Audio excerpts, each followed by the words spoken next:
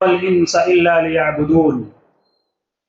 معزز سامعین، حمد و ثنا کے بعد سورہ ذاریات کی ایک آیت کریمہ ہم نے آپ کے سامنے پڑھی ہے۔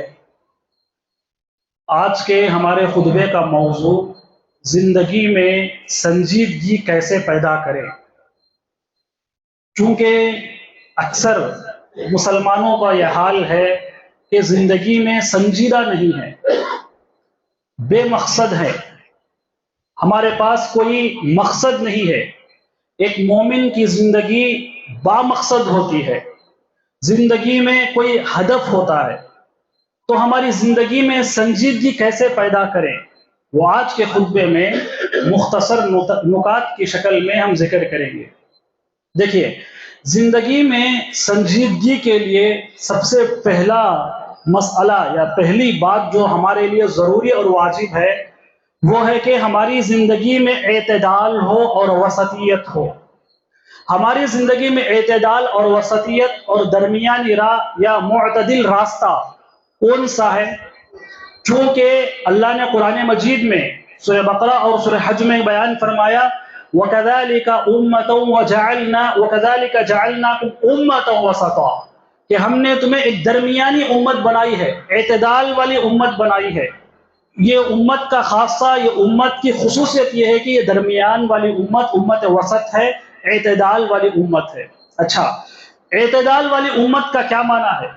اعتدال والی امت کا مفہوم اور معنی یہ نہیں ہے کہ ہمارے نزدیک، ہمارے دلوں میں، ہمارے ذہنوں میں کفر بھی ایک ہے اور اسلام بھی ایک ہے۔ کفر اور ایمان دونوں برابر نہیں ہو سکتے، یہ اعتدال نہیں ہے۔ ایک کافر کو بھی لے کر چلیں، ایک مومن کو بھی لے کر چلیں، یہ اعتدال نہیں ہے۔ مندر میں جائیں، مندر کی بھی صفائی کریں، مندر کو دھوئیں، اور مسجد آ کر مسجد بھی دھوئیں، یہ اعتدال نہیں ہے۔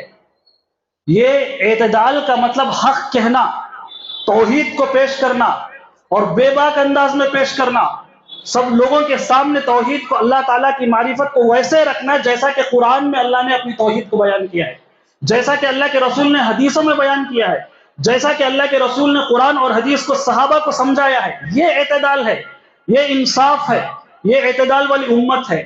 اعتدال کا مفہوم، راہ اعتدال کا مطلب ہرگز یہ نہیں ہے کہ وہ آدمی جو یہ عقیدہ رکھتا ہے کہ اللہ ہر جگہ موجود ہے، اور وہ آدمی جو یہ عقیدہ رکھتا ہے الرحمن علی العرش استویٰ، رحمان عرش پر مستوی ہے، آسمانوں میں عرش ہے، عرش پر اللہ تعالیٰ مستوی ہے، یہ دونوں کو لے کر چلنا، یہ دونوں برابر ہیں، یہ اعتدال نہیں ہے۔ کیا یہ دونوں عقیدے برابر ہو سکتے ہیں؟ نہیں ہو سکتے۔ اور ایک اللہ کی عبادت اور غیر اللہ کی عبادت، یہ دونوں برابر ہو سکتے ہیں؟ نہیں ہو سکتے۔ ایک اللہ کی عبادت، یہ اللہ ڈیزرو کرتا ہے عبادت کو، اللہ کے سوا کوئی معبود برحق نہیں ہے، اللہ کے سوا کوئی معبود برحق نہیں۔ ہر وہ چیز جو نفع پہنچائے اور نقصان پہنچائے اسے اپنا خالق مان لینا، یہ کہاں کا عقیدہ ہے؟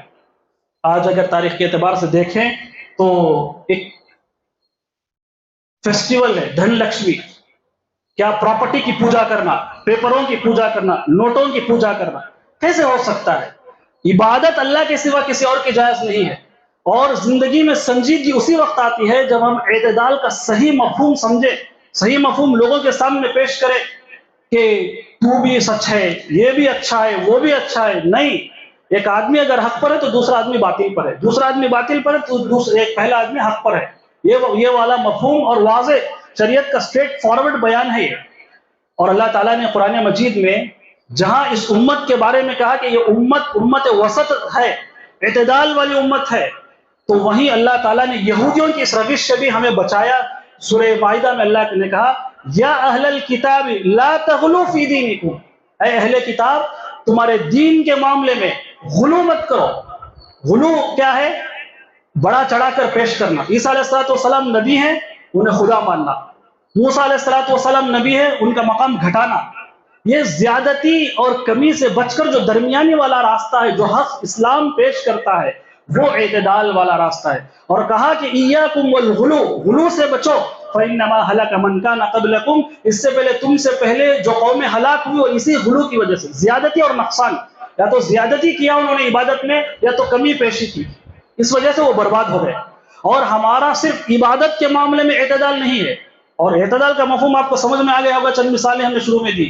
صرف عبادت کے معاملے میں نہیں، معاملاتی زندگی میں بھی ہم حق بولیں گے، عدل و انصاف کے ساتھ چلیں گے لوگوں کے ساتھ. یہ اعتدال کا مفہوم ہے. اور زندگی میں سنجیدگی پیدا کرنا ہے تو سب سے پہلے انسان کو چاہیے کہ اعتدال کا مفہوم صحیح طریقے سے اپنی زندگی میں لاگو کرے. دوسری چیز اپنی زندگی میں اعتدال پیدا کرنا ہے تو وہ ہے کہ اللہ کی عبادت میں انسان کو دلچسپی دکھانا چاہیے. اللہ کی عبادت جب بندہ کرتا ہے اچھے انداز میں عبادت کرے، اچھے انداز میں اطاعت کو انجام دے، حسنات اور خیرات کے میدان میں آگے بڑھے، سستی نہ کرے، کاہلی کا مظاہرہ نہ کرے. اللہ کے رسول کو دیکھیے آپ، اللہ کے رسول کے اگلے پچھلے گناہ معاف کر دیے گئے جس کا ذکر اللہ نے سورہ فتح میں کیا. اللہ کے رسول کو سرٹیفکیٹ دی اللہ تعالیٰ نے کہ آپ کے ماضی کے گناہ، مستقبل کے گناہ دونوں معاف ہیں. اللہ کے رسول نے اس دن کو جو سورہ فتح نازل ہوا اور فتح مکہ جب ہوا، اس کے بعد کی والی آیتیں ہیں یہ کہ جیسا ہی مکہ فتح ہوا، مسلمانوں کے حق میں آیا، اور وہاں اللہ کے رسول نے اس دن کو جیت کا دن جیسے سیلیبریشن نہیں کیا. 8 ہجری جو مکہ فتح ہوا، اللہ کے رسول کو سرٹیفکیٹ دی گئی قرآن میں کہ آپ کے گناہ معاف ہو گئے. اس دن کو اللہ کے رسول نے سیلیبریٹ نہیں کیا.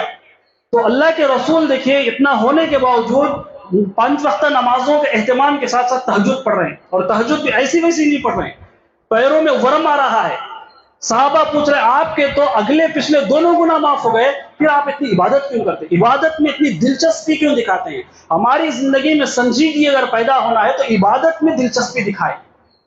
تو اللہ کے رسول نے کیا کہا؟ افلا اکون عبدا شکورا، کیا یہ نعمت اللہ نے جو مجھے دی ہے، قرآن میں اللہ نے معاف کیا میرے پچھلے اور اگلے کے گناہ، کیا میں اس پر اللہ تعالیٰ کا شکر گزار بندہ نہ بن جاؤں؟ اللہ تعالیٰ کا شکر گزار بندہ نہ بن جاؤں؟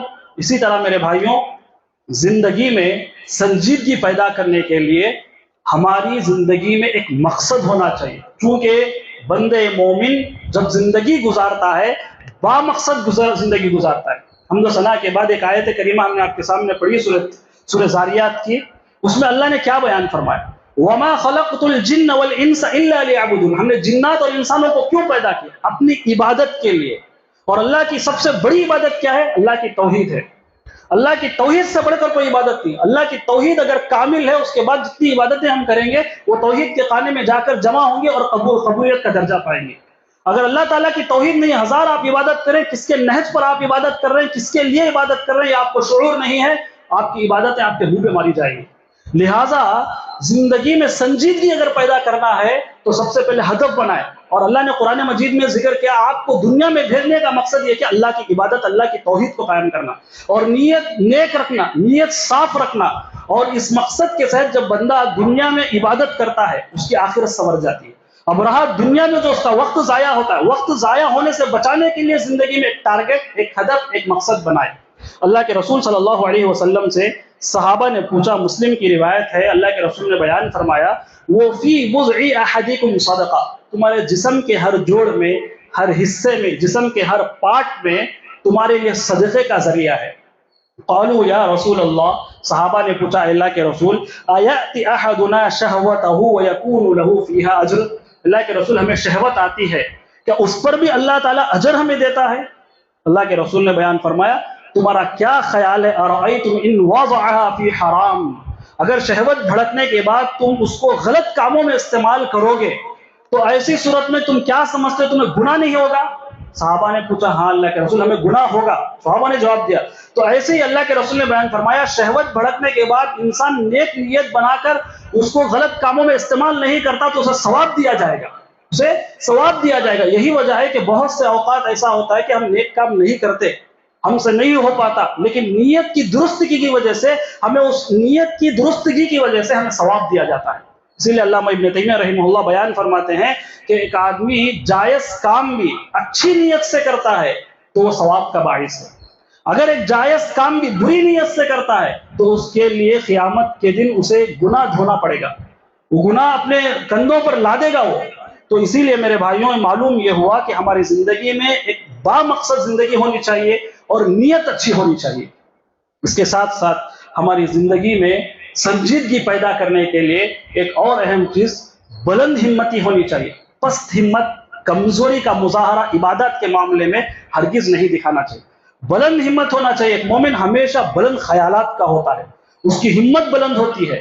وہ اب نماز پڑھنے کے لیے کیا میں 4 رکعت ظہر کی پڑھوں, بیزارگی کے ساتھ گھر سے باہر نہیں نکلتا, پورے چاق و چوبند کے ساتھ, اور اس کی باڈی لینگویج میں نظر آتا ہے کہ یہ آدمی ایکٹیو ہے, چست ہے, اور بلند ہمتی کے ساتھ آپ عبادت کو انجام دیں. اللہ تعالیٰ نے قرآن مجید میں بیان فرمایا سورہ حجر میں, وَاعْبُدْ رَبَّكَ, اے نبی کریم صلی اللہ علیہ وسلم آپ اپنے رب کی عبادت کیجئے, حَتَّى يَأْتِيَكَ الْيَقِينُ, یہاں تک کہ آپ کو موت آ جائے, یہاں تک کہ آپ کو موت آ جائے, اس وقت تک آپ اللہ کی عبادت کرتے رہیے. مومن کو کبھی بھی زندگی میں عبادت سے چھٹی نہیں ہے. عبادت کے معاملے میں یہ مومن نہیں کہہ سکتا کہ میں جمعہ کے دن نمازیں چھوڑ دوں گا, ہفتے سے نماز پڑھوں گا, ایسا نہیں کہہ سکتا مومن. مومن کو جب سے وہ بالغ ہوتا ہے تب سے اس پر عبادتیں جو واجب ہوتی ہیں, اس کی آخری سانس تک اس پر عبادتیں واجب ہی رہتی ہیں. عبادت سے وہ اپنے آپ کو جی نہیں چھڑا سکتا. اسی طرح میرے بھائیوں, جہاں ہم بلند ہمتی کا مظاہرہ کرتے ہیں تو ہماری عبادتیں بھی اچھے ڈھنگ سے انجام پاتی ہیں. اسی طرح ہماری زندگی میں سنجیدگی پیدا کرنے کے لیے, زندگی کو سینسٹیو بنانے کے لیے ایک اور چیز آپ یاد رکھیے, خصوصی طور پر نوجوانوں کے لیے ہم یہ کہہ رہے ہیں, ہمارا فرینڈ سرکل دیکھ دکھا کر انتخاب کیجئے.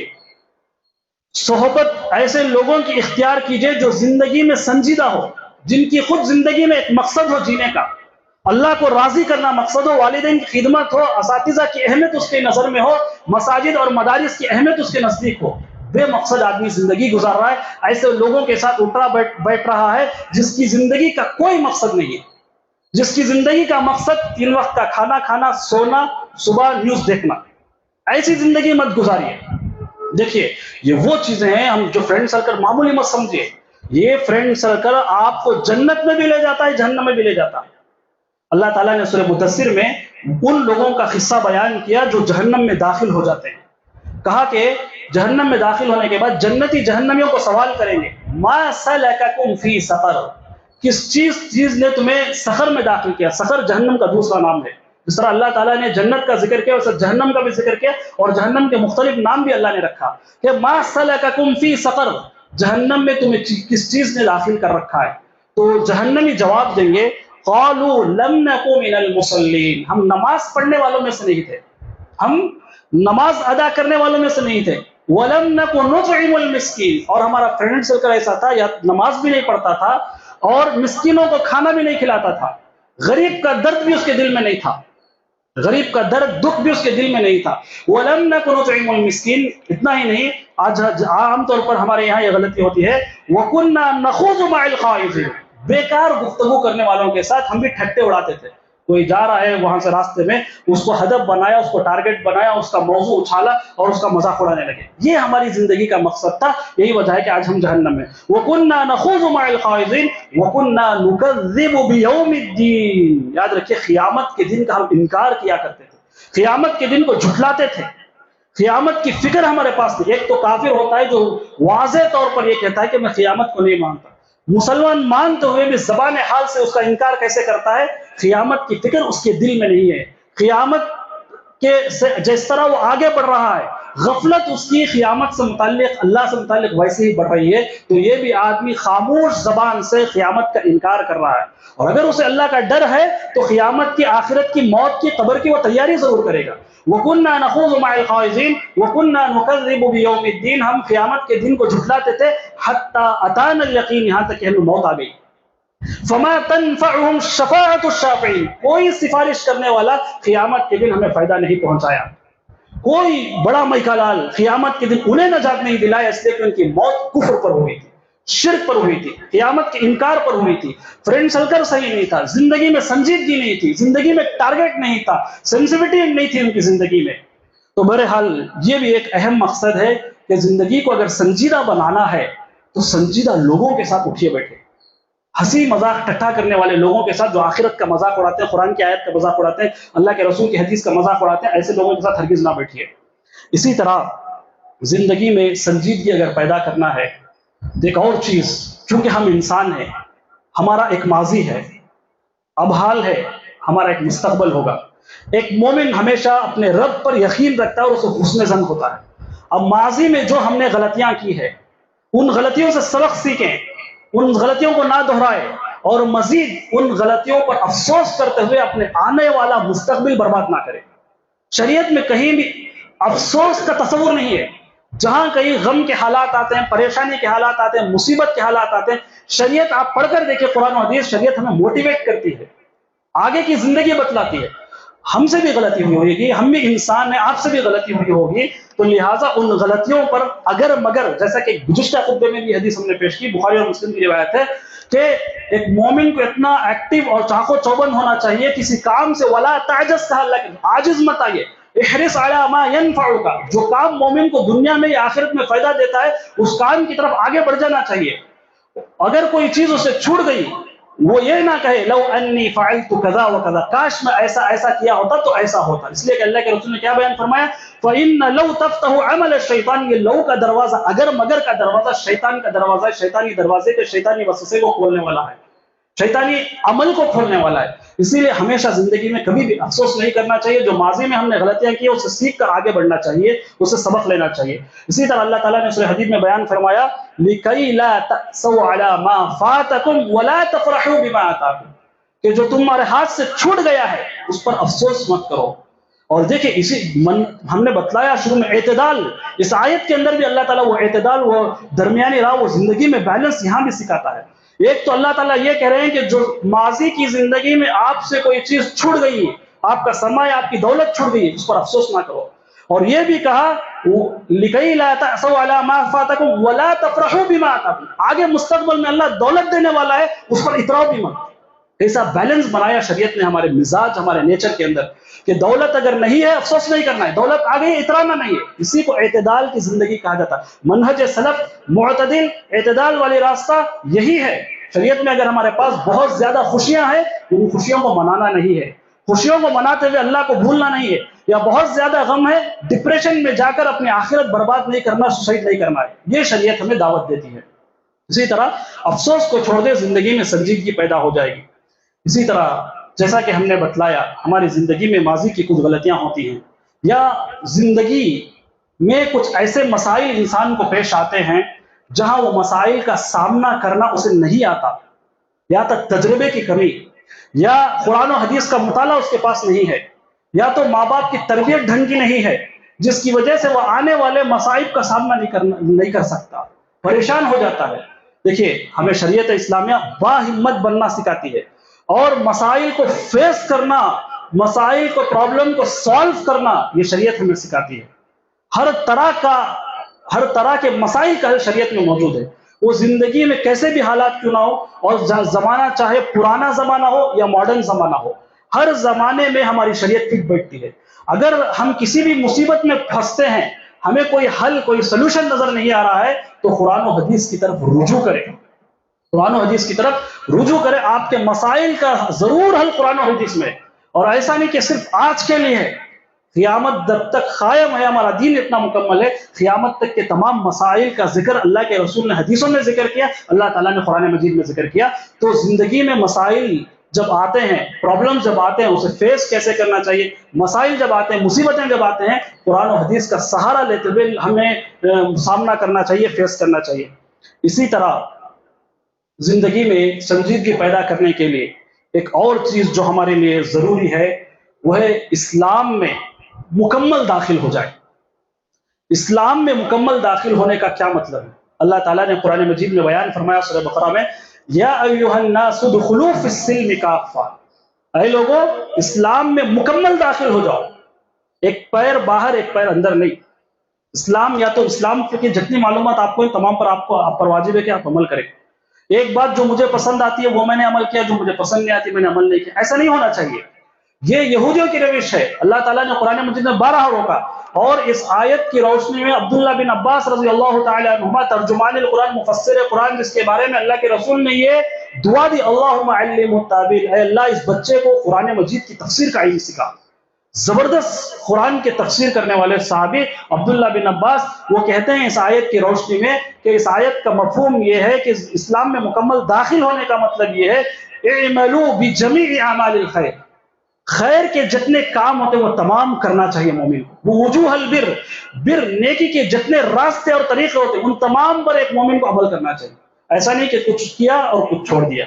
اور اللہ تعالیٰ نے یہودیوں کو ڈانٹ و ڈپٹ پلاتے ہوئے سورہ بقرہ ہی میں بیان فرمایا افتؤمنون ببعض الکتاب وتکفرون ببعض، کہ تم کچھ کتاب کے کچھ حصے پر، تورات پر کچھ حصے پر ایمان رکھتے ہو، وتکفرون ببعض، اور تورات کے کچھ حصے کا انکار کر دیتے ہو۔ تورات میں وہ آیتیں جس میں یہ بات بیان کی گئی ہے کہ محمد صلی اللہ علیہ وسلم آخری نبی ہوں گے، آخری رسول ہوں گے، اس کا انہوں نے انکار کر دیا۔ جہاں اللہ تعالیٰ نے یہ بیان کیا موسیٰ تمہارا نبی ہے، اس کو انہوں نے مان لیا۔ دیکھیں ایسا نہیں ہونا چاہیے، شریعت ہے، شریعت کی ہر تعلیم کے سامنے ہمیں اپنا سر جھکانا چاہیے۔ افتؤمنون ببعض الکتاب وتکفرون ببعض، یہودیوں کی روش سے چلنے سے اپنے آپ کو بچانا چاہیے۔ اور یاد رکھیے جیسا کہ ہم نے بتلایا، پھر یہی چیز جا کر اعتدال اور معتدل راستے پر جا کر جم جاتی ہے کہ کچھ لوگ، جیسا کہ خطبے کے شروع میں ہم نے بیان کیا کہ وہ والا عقیدہ بھی صحیح، یہ والا عقیدہ بھی صحیح، وہ آدمی جو عقیدہ رکھا ہے وہ بھی صحیح، یہ جو ڈکلیریشن دیتے ہیں کہ سب صحیح، سب ایک پلیٹ فارم پر جمع ہونا چاہیے، قیامت تک ممکن نہیں ہے۔ اگر ممکن ہے اتحاد تو ایک ہی صورت میں، جو اللہ کے رسول نے صاف و شفاف شریعت چھوڑ کر گئے، کتاب اللہ، اللہ کی کتاب، و سنت رسول، اللہ کے رسول کی سنت، یہ دو اگر ہم اپنا لیں گے کبھی گمراہ نہیں ہوں گے۔ اور اسی پلیٹ فارم پر ہمیں جمع ہونا ہے اور اللہ تعالیٰ کی توحید کو بلند کرنا چاہیے۔ جیسے عوام میں کچھ لوگ اس ذہنیت کے حامل ہوتے ہیں کہ وہ بھی صحیح یہ بھی صحیح، ویسے علماء میں کچھ لبرل ہوتے ہیں، لبرل مولویاں، تو ان کا بھی یہ کہنا ہوتا ہے کہ وہ بھی صحیح، یہ مسلک بھی صحیح، یہ مسلک بھی صحیح، وہ مسلک بھی صحیح۔ ایسا نہیں ہوتا، دین ایسا نہیں ہے۔ میں بول رہا ہوں یہ درست نہیں ہے، وہ فلاں بڑی شخصیت بول رہی ہے یہ درست نہیں ہے۔ دین جیسا اللہ کے رسول نے صاف و شفاف چھوڑ کر ہمارے نزدیک گئے، ویسے ہی ہمیں اس کو قبول کرنا چاہیے۔ بہرحال یہ ایک چیز تھی کہ اسلام میں مکمل داخل ہونا۔ اسی طرح زندگی میں سنجیدگی پیدا کرنے کے لیے انبیاء کی سیرت کا مطالعہ کرنا چاہیے، صحابہ کی سیرت کا مطالعہ کرنا چاہیے، اور ان کی زندگی میں ہونے والے واقعات سے ہمیں عبرت حاصل کرنا چاہیے۔